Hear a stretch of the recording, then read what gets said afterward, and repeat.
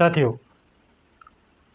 ज्योतिबा फूले पर एक फिल्म बनी थी जो उनके जन्म दिवस 11 अप्रैल को रिलीज होनी थी, आम पब्लिक को देखने को मिलनी थी, लेकिन ब्राह्मण रक्षा दल ने उस फिल्म का विरोध किया, जिसके कारण फिल्म रिलीज नहीं हो सकी।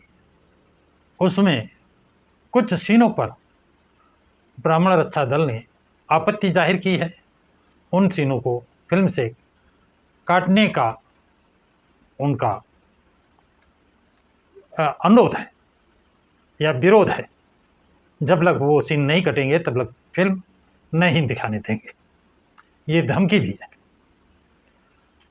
अब अगली तारीख जो नियत की गई है वो 25 अप्रैल को 25 अप्रैल को फिल्म रिलीज़ होती है या नहीं, ये वक्त बताएगा। तो साथियों, ज्योतिबा फूले के विषय में जानना जरूरी है। ये कौन थे, क्या थे, क्यों इतने फेमस हुए, फेमस होने के पीछे उन्होंने कौन से ऐसे कार्य किए थे और उससे ब्राह्मणों को आपत्ति क्यों। ये सारे प्रश्न का उत्तर जानने के लिए पहले ज्योतिबा फूले के विषय में जब आप जानेंगे तभी आपको पता चलेगा ज्योतिबा फूले कौन थे, कहाँ के थे और उन्होंने कौन से कार्य किए। तो साथियों, ज्योतिबा फूले महाराष्ट्र में पुणे के पास के रहने वाले थे और ये जब बचपन में शिक्षा प्राप्त करना चाहे तो इनको उच्च शिक्षा न दिलाई जाए, इसलिए इनके पिता से वहाँ के मनवादी लोगों ने आपत्ति जाहिर की और ये उच्च शिक्षा प्राप्त नहीं कर सके, क्योंकि ज्योतिबा फूले उस समय शूद्र जाति में आते थे। आज वो माली जाति, आज माली जाति ओबीसी में जोड़ी जाती है। साथियों, इनकी दोस्ती, ये संपन्न परिवार के थे और इनकी दोस्ती एक ब्राह्मण लड़के से थी। उसकी शादी थी, उसका विवाह था। उसने दोस्त के नाते ज्योतिबा फूले को भी आमंत्रित किया था और ज्योतिबा फूले बढ़िया अच्छे से कपड़े पहनकर बारात में शामिल होने के लिए गए। लेकिन वहाँ के ब्राह्मणों ने जब देखा कि ब्राह्मण की बारात में शूद्र कैसे, इसलिए इनका विरोध किया गया। जिस लड़के की बारात जा रही थी उसने कहा कि मैंने इन्हें आमंत्रित किया है, ये मेरे दोस्त हैं, बारात में जाएंगे। तो ब्राह्मणों ने शर्त रख दी, ये जाएगा तो हम नहीं जाएंगे और हम जाएंगे तो ये नहीं जाएगा। अंतोगत्वा ज्योतिबा फूले को अपमानित करके, बेइज्जत करके बारात से वापस कर दिया गया। जब बारात से वापस कर दिया गया तो इनका मनोबल बहुत गिर गया और ये सोच रहे थे क्या कारण है, ऐसी क्या बात है कि हमको नीच माना जा रहा है। जब ये सोच विचार में थे तो इनके दिमाग में, इनके दिलो दिमाग में बात आई कि इसका कारण एक अविद्या है। तो वो कहते हैं, उन्होंने इसके लिए विद्या, नॉलेज को जिम्मेदार ठहराया। तो उन्होंने लिखा है, विद्या बिना मति गई और मति बिना नीति गई और नीति बिना गति गई, गति बिना वित्त गया और वित्त बिना शूद्र भये, इतने अनर्थ किए एक अविद्या ने। अगर विद्या होती तो इतने अनर्थ ना होते। ये बात जैसे ज्योतिबा फूले के दिमाग में आती है, वो संकल्प लेते हैं कि हम अब इस समाज को, जो शिक्षा से वंचित रखा गया है, शिक्षा से दूर रखा गया है, उसको शिक्षा देंगे। और उन्होंने सबसे पहले अपनी पत्नी सावित्रीबाई फूले, जो बगैर पढ़ी लिखी थी, उसको शिक्षित किया। और फिर जो शूद्र लोग थे उनके बच्चों को, उनकी लड़कियों को शिक्षा देने लगे, उस समय जब इनकी पत्नी सावित्रीबाई फुले स्कूल जाती थी तो उस पर कीचड़, गोबर फेंका जाता था, जिसके कारण उसे एक दूसरी साड़ी लेकर जाना पड़ता था कि स्कूल में जाकर वो साड़ी बदलती थी। अपमानित होने के बाद भी वो इस कार्य को नहीं छोड़ा। पढ़ाने का कार्य चल रहा था, तब ब्राह्मणों ने, मनवादियों ने ज्योतिबा फुले के पिता गोविंदराव फुले से शिकायत की।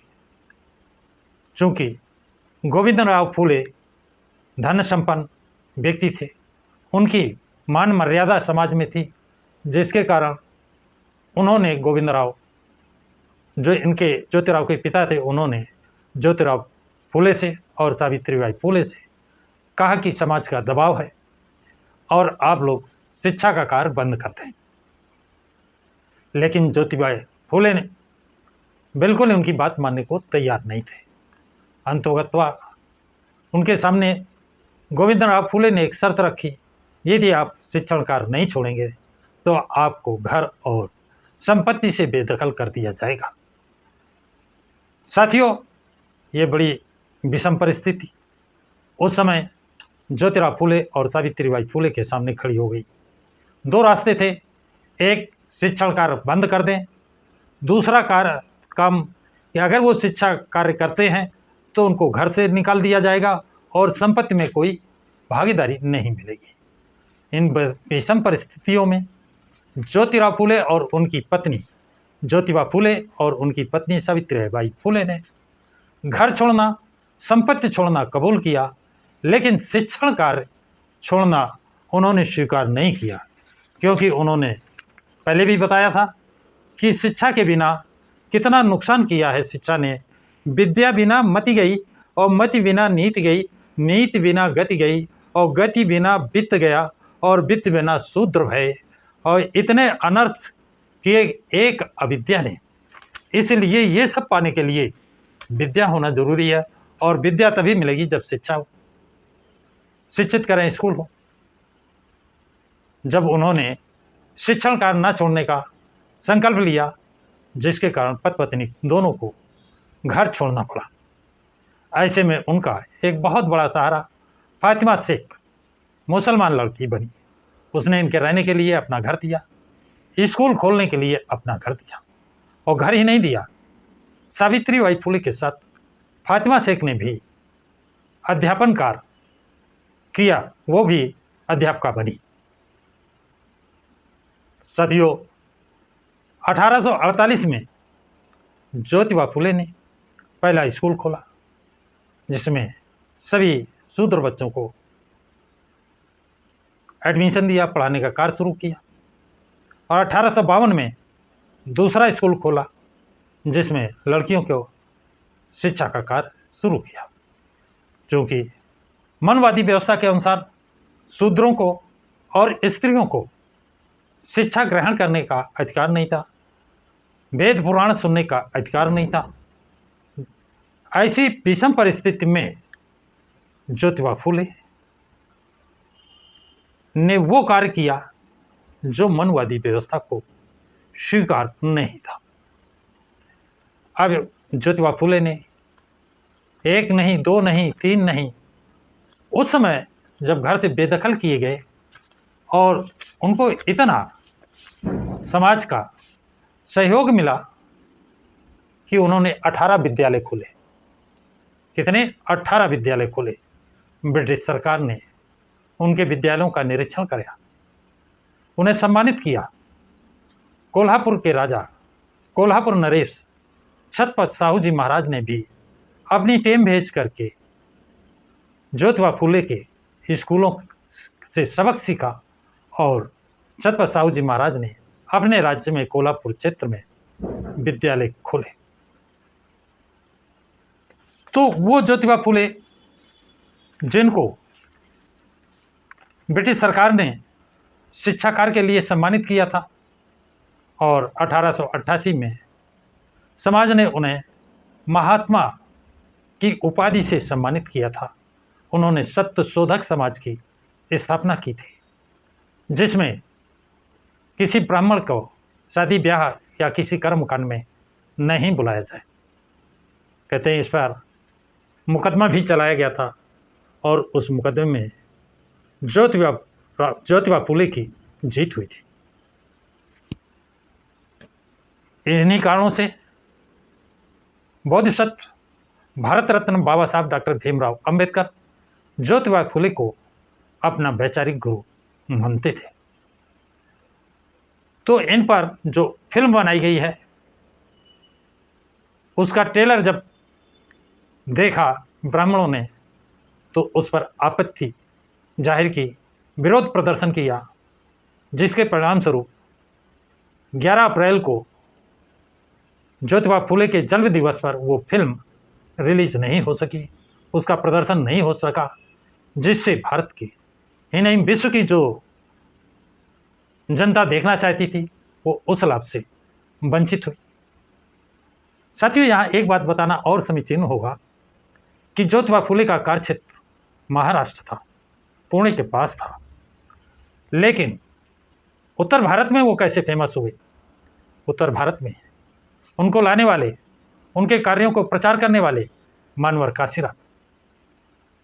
और जब बीएसपी पार्टी की उत्तर प्रदेश में सरकार बनी तो एससी एसटी ओबीसी के महापुरुषों को नाम अमर करने के लिए अंबेडकर स्मारक में उन्होंने ज्योतिबा फुले, सावित्रीबाई फुले, संत रविदास, कबीरदास, छत्रपति साहू जी महाराज और डॉक्टर भीमराव अंबेडकर, मानवर काशीराम, संत गाडगे, बिरसा मुंडा आदि आदि अनेक महापुरुषों की मूर्तियां स्थापित की। लेकिन अब ब्राह्मण नहीं, अब मुलायम सिंह यादव, उनको ये हजम नहीं हुआ। उन्होंने उस पर कहा मेरी सरकार बनेगी, तुम बुलडोजर चलाएंगे। और अखिलेश यादव ने कहा कि ये सरकारी इमारत है, इसमें बारातों के लिए बुक किए जाए। अब साथियों, इतना ही नहीं, ज्योतिबा फुले के कामों से प्रभावित होकर बसपा सुप्रीमो मायावती ने अपने शासनकाल में एक नया जिला बनाया और उस जिले का नाम रखा ज्योतिबा फुले नगर। लेकिन हद तो जब हो जाती है, कोई ब्राह्मण बदलता, कोई क्षत्रिय बदलता, लेकिन उस जिले का नाम बदला किसने? अखिलेश यादव ने, जो स्वयं ओबीसी समाज के हैं। और ओबीसी समाज के ज्योतिबा फुले का नाम बने जिले का नाम बदलने का काम अखिलेश यादव ने किया। ज्योतिबा फुले नगर का नाम बदलकर अमरोहा कर दिया। ऐसी इनको ज्योतिबा फुले से क्या घृणा थी? ज्योतिबा फुले ने बगैर किसी भेदभाव के सभी को शिक्षा दी है। विधवा विवाह के समर्थक थे, बाल विवाह के विरोधी थे। तो साथियों, अब देखिए 25 तारीख को ज्योतिबा फुले फिल्म रिलीज हो पाती है, नहीं होती है, और ये जानकारी आप लोगों को कैसी लगी है? ब्राह्मणों का विरोध कितना सही है, कितना गलत है? क्या जिन सीनों पर वो आपत्ति किए हैं, विरोध जताया है, वो सीन फिल्म से काटे जाते हैं या नहीं, या फिल्म जिस रूप में बनाई गई है उसी रूप में प्रदर्शित होगी? ये सब आपको 25 तारीख को निश्चित रूप से पता चलेगा। या ये रिलीज नहीं होगी, क्या होगा, ये 25 तारीख को ही पता चलेगा। तो साथियों, ये जानकारी आप लोगों को कैसी लगी है? कमेंट्स बॉक्स में कमेंट्स जरूर लिखें।